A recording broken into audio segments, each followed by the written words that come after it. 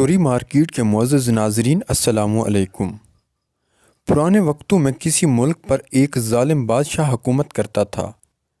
ایک دفعہ اس نے یہ فرمان جاری کیا کہ کسی گھر میں کوئی مر جائے تو گھر والے مردے کو چھتوں پر سے قبرستان پہنچائیں۔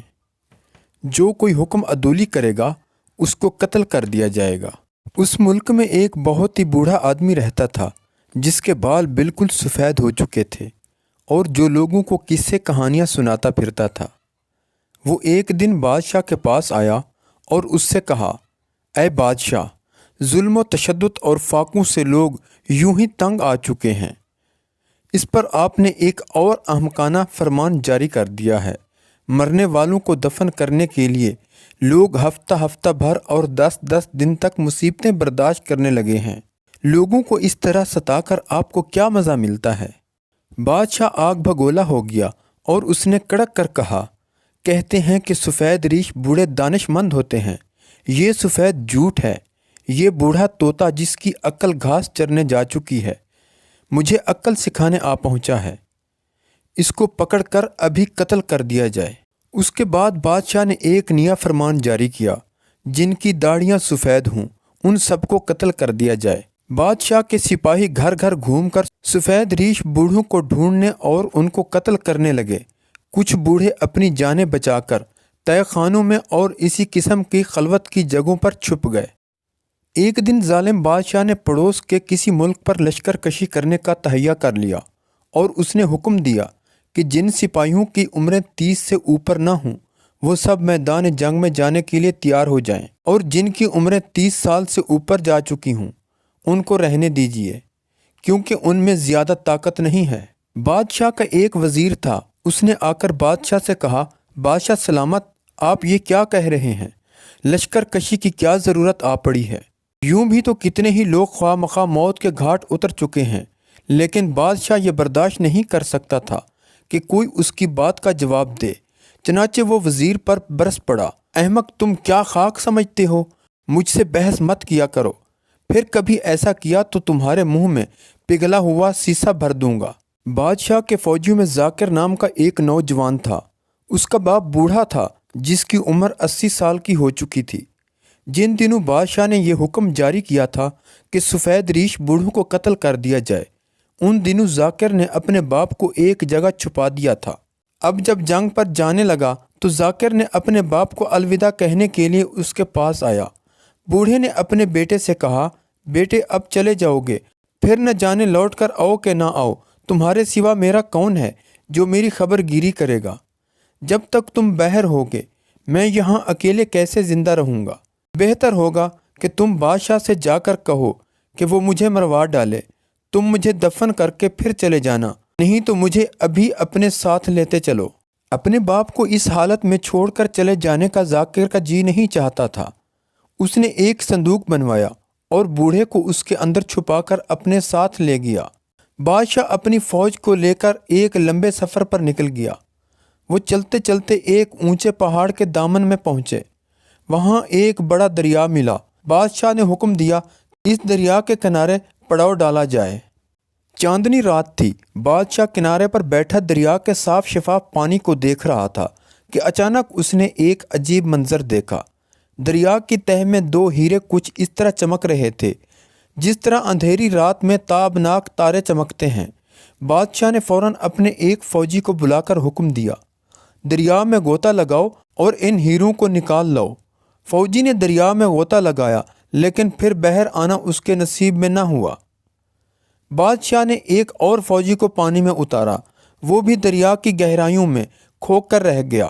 پھر تیسرے فوجی کو دریا میں اتارا گیا، اس کا بھی یہی حشر ہوا۔ اس طرح کتنے ہی فوجیوں کو پانی نے نگل لیا۔ ذاکر کی باری آنے کو تھی کہ وہ دوڑ کر اپنے باپ کے پاس گیا اور روتے ہوئے اس سے کہا، ابا جان، الوداع، مجھ سے جو خطا ہوئی ہو اس کو معاف کر دیجیے گا۔ کیا بات ہے بیٹے؟ بوڑھے نے پریشان ہو کر پوچھا۔ ذاکر نے سارا حال اس کو سنا دیا۔ بوڑھا کچھ دیر تک سوچتا رہا، پھر اس نے بیٹے سے پوچھا، بتاؤ تو صحیح، دریا کے کنارے میں کوئی درخت ہے؟ جی ہاں ابا جان، درخت ہے، ذاکر نے جواب دیا۔ تب تو ہیرے دریا کے اندر نہیں، بوڑھے نے کہا، وہ درخت کے اوپر ہیں۔ پانی میں بس ان کا عکس پڑ رہا ہے۔ بیٹے تم اس جگہ کو اچھی طرح دیکھ بھال لو اور جب تمہاری باری آئے تو تم دوڑ کر اس درخت پر چڑھ جانا۔ ہیرے چڑیوں کے کسی گھونسلے میں پڑے ہوں گے، تم ان کو اٹھا کر اپنی کمر کے پٹکے میں رکھ لینا اور پھر پانی میں کود پڑنا۔ ذاکر اپنے باپ کے پاس سے چل کر کنارے پہنچ گیا۔ بادشاہ نے اس کو پانی میں کودنے کی ہدایت کی۔ ذاکر دوڑتا ہوا درخت کے پاس آیا اور اس پر چڑھنے لگا۔ یہ دیکھ کر بادشاہ نے کڑک کر پوچھا، ابے یہ تم درخت پر کیوں چڑھ رہے ہو؟ ذاکر نے جواب دیا، حضور میں درخت پر سے ہی پانی میں کودوں گا، تب میں ہیروں کو ضرور نکال لاؤں گا۔ اوپر چڑھ کر ذاکر نے دیکھا تو ہیرے ایک گھونسلے کے اندر پڑے چاندنی کی طرح جگمگا رہے تھے۔ اس نے فوراً ان کو اٹھایا اور اپنی کمر کے پٹکے میں رکھ لیا اور چھلانگ مار کر پانی کے اندر غائب ہو گیا۔ اس سے پہلے جس وقت ذاکر اپنے باپ کے پاس گیا تھا، بادشاہ نے اعلان کیا تھا کہ جو کوئی پانی سے خالی ہاتھ نکل آئے گا اس کی کھال اتار لی جائے گی، لیکن ذاکر پانی سے کنارے پر نکل آیا اور اس نے ہیرے بادشاہ کی طرف بڑھا دیے۔ بادشاہ بہت خوش ہوا اور اس نے ذاکر کو شاباش دے کر اپنے ہاتھ سے اس کے کندھے کو تھپ تھپایا۔ صبح کو بادشاہ کی فوج دریا کے کنارے کنارے آگے چل پڑی۔ وہ چلتے جا رہے تھے کہ ایک جگہ چیونٹیوں کی ایک فوج سی نظر آئی۔ بادشاہ نے اپنے لوگوں سے پوچھا، یہاں اتنی چیونٹیاں کہاں سے آ گئیں؟ یہ آخر یہاں بھاگ دوڑ کیوں لگا رہی ہیں؟ کوئی اس کے سوال کا جواب نہ دے سکا تو بادشاہ نے اعلان کیا، میں روز روز آدمیوں سے یہی سوال کروں گا، جس کا جواب مجھے پسند آئے گا اس کی تعریف کروں گا اور جس کا جواب پسند نہ آیا اس کو قتل کر دوں گا۔ بادشاہ کا حکم سن کر ذاکر پھر دوڑ کر اپنے باپ کے پاس گیا اور سارا حال اس کو سنا دیا۔ کچھ دیر سوچنے کے بعد بوڑھے نے کہا، تم بادشاہ کے پاس جا کر اس سے کہنا کہ میں آپ کو سوال کا جواب دینا چاہتا ہوں۔ پھر تم اس سے کہنا کہ دریا کی تہہ میں ایک گھڑا پڑا ہے جس کے اندر پہلے تیل تھا۔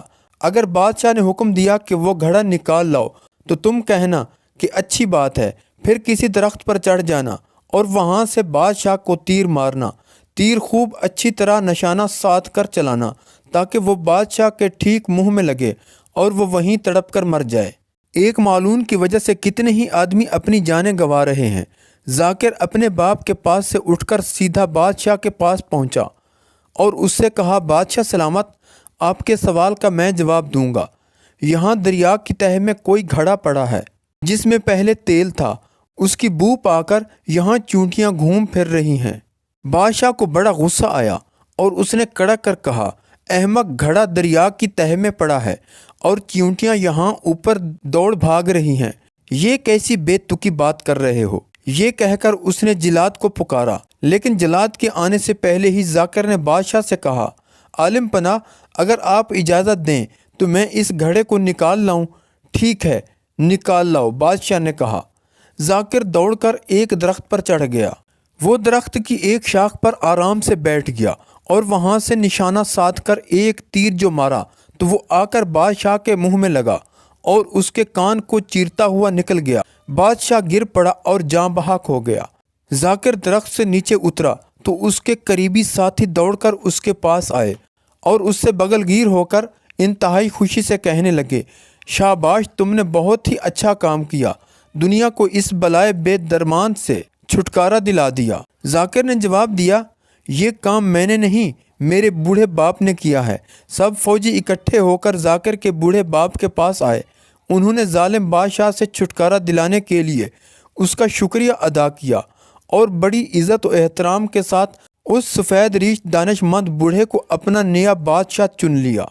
اگر کہانی پسند آئی ہے تو ویڈیو کو لائک کیجئے، چینل کو ابھی تک سبسکرائب نہیں کیا تو چینل کو بھی سبسکرائب کیجئے۔ ملتے ہیں نئی کہانی کے ساتھ، خدا حافظ۔